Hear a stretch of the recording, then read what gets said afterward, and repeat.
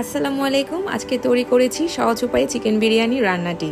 অনেকে আমার ভিডিও দেখে থাকেন কিন্তু আমার চ্যানেলটি সাবস্ক্রাইব করেন না। তাদের বলছি আমার চ্যানেলটি সাবস্ক্রাইব করবেন, এতে করে নতুন নতুন ভিডিও দিতে আমি উৎসাহিত হব। যাই হোক, অনেক তো বিরিয়ানির রেসিপি দেখেছেন আর রান্না করেও খেয়েছেন। চিকেন দিয়ে কম সময়ে ও সহজে তৈরি করা এই বিরিয়ানির রেসিপিটা একবার হলেও তৈরি করে খেয়ে দেখবেন, আশা করি ভালো লাগবে। চলুন তাহলে দেখে নেওয়া যাক রেসিপিটি।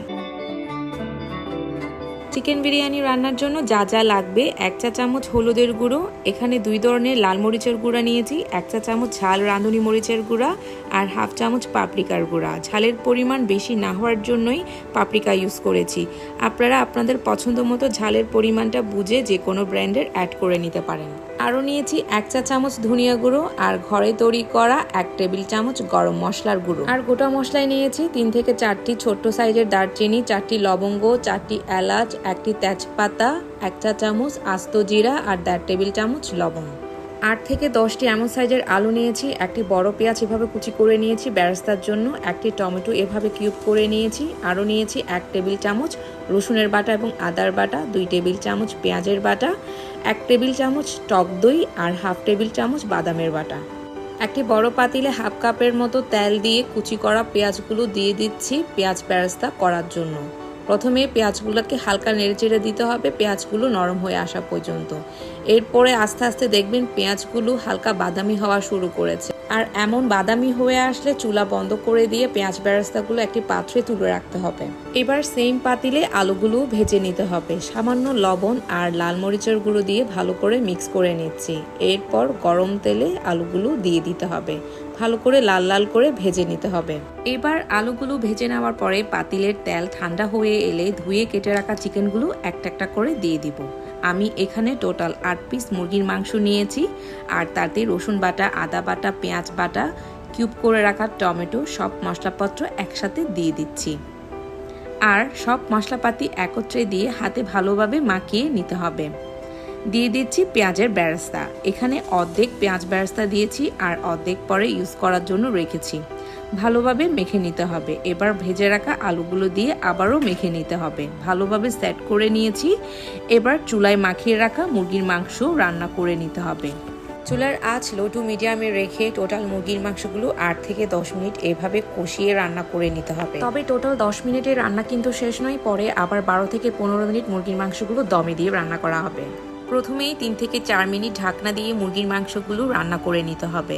আমি এই মুরগির মাংসগুলো টোটাল 8 থেকে 10 মিনিট এইভাবে কোনোরকম ঝোলের পানি ছাড়া কষিয়ে নিব। আর তাছাড়া 3 থেকে 4 মিনিট মুরগির মাংসগুলো কষিয়ে নিলেই কিন্তু দেখবেন মুরগির মাংস থেকে নিজস্ব পানি বের হবে আর তাতেই মুরগির মাংসগুলো খুব ভালোভাবে সিদ্ধ হয়ে যাবে। একবার ঢাকনা দিয়ে মুরগির মাংসগুলো কষানোর পরে কিন্তু ঢাকনা আর দেওয়া যাবে না, এতে করে মুরগির মাংস বেশি সিদ্ধ হয়ে মাংস ছিঁড়ে আসে। তাছাড়া ব্রয়লার মুরগিগুলো আমাদের এখানে খুব নরম হয়ে থাকে, তাই বেশিক্ষণ ঢাকনা সহকারে রান্না করলে পিসগুলো ছিঁড়ে যায়। এবার দিয়ে দিচ্ছি 1.5 টেবিল চামচ শানের বোম্বে বিরিয়ানি মশলা। আপনারা বাসায় থাকা যে কোনো ব্র্যান্ডের বিরিয়ানি মশলা এতে দিতে পারেন। ভালোভাবে সব কিছু নেড়েচেড়ে নিচ্ছি। এবার দিয়ে দিলাম 12 থেকে 15টি কিশমিশ।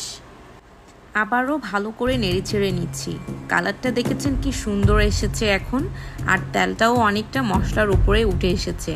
এবার এতে দিয়ে দিলাম 4 থেকে 5টি আস্ত কাঁচামরিচ। ভালোভাবে মিশিয়ে নিলেই বিরিয়ানির জন্য চিকেন রান্নাটি একদম কমপ্লিট। এবার বিরিয়ানির জন্য চাল সিদ্ধ করে নিতে হবে। বাসমতি চাল নিয়েছি 3 কাপ আর পানি দিয়েছি 8 কাপ। আর তার মধ্যে দিয়ে দিলাম 2টি এলাচ, 2-3টি লবঙ্গ, একটি ছোট সাইজের দারচিনি, অল্প কিছু শাহি জিরা, একটি তেজপাতা এবং 2 টেবিল চামচ লবণ। তারপরে দিলাম 3 টেবিল চামচ তেল। ভালোভাবে সব কিছু মিশিয়ে একটা বলকোটা পর্যন্ত রান্না করে নিতে হবে। তাছাড়া নর্মালি ভাত রান্নায় যেটুকু পানি দিয়ে থাকি তার চেয়ে একটু বেশি পরিমাণ পানি দিয়ে বিরিয়ানির চালটা সিদ্ধ করে নিতে হবে, যাতে করে বিরিয়ানির চালটা আটা আটা না থাকে।